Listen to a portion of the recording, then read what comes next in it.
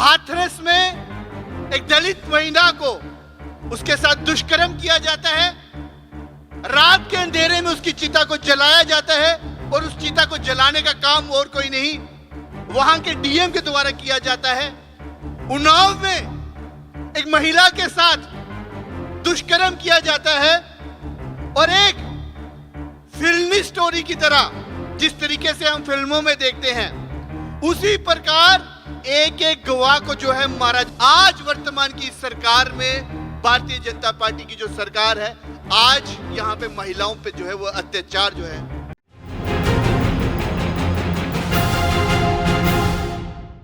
आज की जो वर्तमान की सरकार है वो महिला विरोधी है, वो दलित विरोधी है, वो छात्र विरोधी है। और अगर हम एक शब्द में कहें तो ये सरकार जो वर्तमान में है वो देश विरोधी की सरकार है। आज इस वर्तमान में जो सरकार है, जो इस देश का इतिहास है, इस देश का इतिहास रहा है कि जहां महिलाओं को जो है वो पूजा जाता है, परंतु आज वर्तमान की सरकार में भारतीय जनता पार्टी की जो सरकार है, आज यहां पे महिलाओं पे जो है वो अत्याचार जो है वो किए जाते हैं। हमारे ज्यादातर वक्ताओं ने ये बात कही और ये बात हमें भी सुनने को मिलती है कि चारों कोनों से जब भी कोई हाथरस कहीं पे होता है, उन्नाव कहीं पे होता है, हाथरस में एक दलित महिला को उसके साथ दुष्कर्म किया जाता है,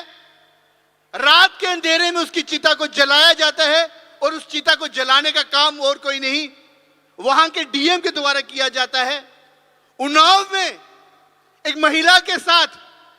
दुष्कर्म किया जाता है और एक फिल्मी स्टोरी की तरह जिस तरीके से हम फिल्मों में देखते हैं उसी प्रकार एक एक गवाह को जो है मारा जाता है। उस महिला जिसके साथ दुष्कर्म किया जाता है उसके पिता को एक्सीडेंट में, जिस तरीके से हम फिल्मों में देखते थे, ट्रक से जो है कुचला जाता है और फिर ये बोलते हैं कि वहां पे तो राहुल गांधी जी और प्रियंका गांधी जी और कांग्रेस पार्टी आवाज उठाती है, बाकी प्रदेशों में आवाज क्यों नहीं उठाती है? अरे भैया, बाकी प्रदेशों में जब कोई आदमी दुष्कर्म करता है तो वहां पे सरकार उनके साथ खड़ी नहीं होती है, परंतु भारतीय जनता पार्टी की जहां पे भी सरकार है वहां पे जब दुष्कर्म किया जाता है, वहां पे भारतीय जनता पार्टी की जो सरकार है, वो जो हमारी बहन है जिसको न्याय दिलाना चाहिए, उसके बजाय जो है वो दोषियों के साथ खड़ी होती है। इसलिए आप इस देश में हम देखते हैं कि दुष्कर्म हो, जहां कोई क्राइम हो, वो कहीं पर भी हो सकता है, परंतु जब कहीं पे दुष्कर्म हो और वहां पे कहीं क्राइम हो, वहां पे सरकार अगर कहीं पे उन दोषियों के साथ खड़ी होती है तो वो भारतीय जनता पार्टी है। साथियों, इस देश में सबसे बड़ी बीमारी अगर इस देश में आज की डेट में है तो वो बेरोजगारी है,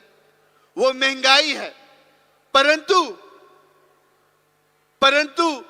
बड़ी दुख की बात यह है कि इस देश की जो बीमारी है उस बीमारी का कोई इलाज नहीं है। और वो इलाज इसलिए नहीं है कि मैं अगर ये प्रश्न आपसे भी पूछूं कि मैं और आप अगर कभी बीमार होते हैं तो उस बीमारी का इलाज होता कैसे है? बड़ा आसान है कि सबसे पहले मुझे मानना पड़ेगा कि मैं बीमार हूं। मैं मानूंगा कि मैं बीमार हूं, मुझे खांसी है, मुझे बुखार है, तो ही मैं किसी डॉक्टर के पास जाऊंगा और अपना इलाज कराऊंगा। परंतु अगर मैं ये मानूं ही ना कि मैं बीमार हूं तो उस बीमारी का कोई इलाज हो नहीं सकता। उसी प्रकार